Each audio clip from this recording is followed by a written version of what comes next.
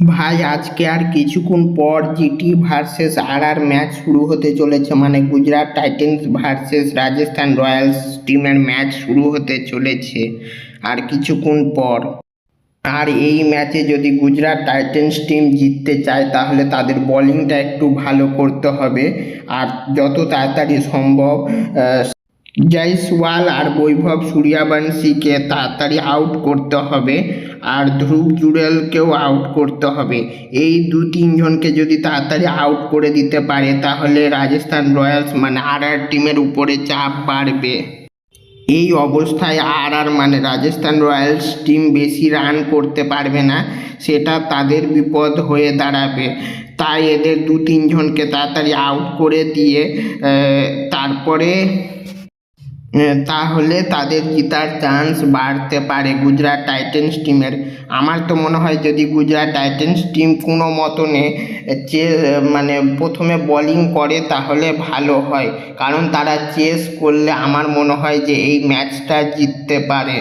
তারা প্রথমে এই দু তিনজনকে আউট করে দিবে, তারপরে আর টিমকে অল্প রানের মধ্যে আটকিয়ে দিবে, তারপরে তারা ব্যাটিংয়ে এসে সেই রানটা চেস করতে নেমে একবারে সেরা লেভেলের পারফরমেন্স দিবে। তাহলে আমার মনে হয় যে এই ম্যাচটা গুজরাট টাইটেন্স টিম জিততে পারে।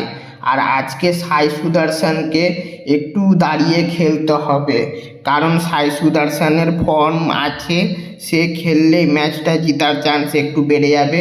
আর জস বাটলারকেও দাঁড়িয়ে খেলতে হবে আর শুভমান গিলকেও, কিন্তু সাই সুদর্শনকে একটু বেশি রান করতে হবে। আর জিটি টিমকে বোলিং ভালো হচ্ছে, কিন্তু আর একটু ভালো করে দু তিনজনকে আর টিমের রাজস্থান রয়্যালস টিমের দু তিনজনকে তাড়াতাড়ি আউট করে দিতে হবে প্রথমের ওই দু তিনজনকে।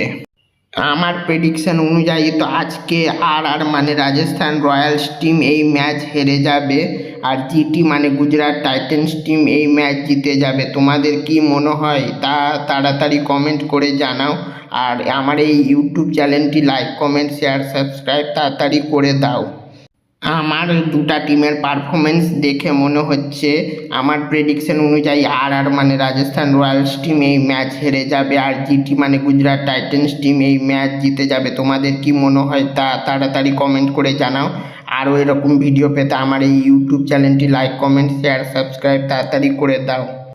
জিটি টিমকে এর প্রথম 3টা উইকেট তাড়াতাড়ি নিতে হবে, তাহলে জিটি টিম ম্যাচ জিতে যাবে।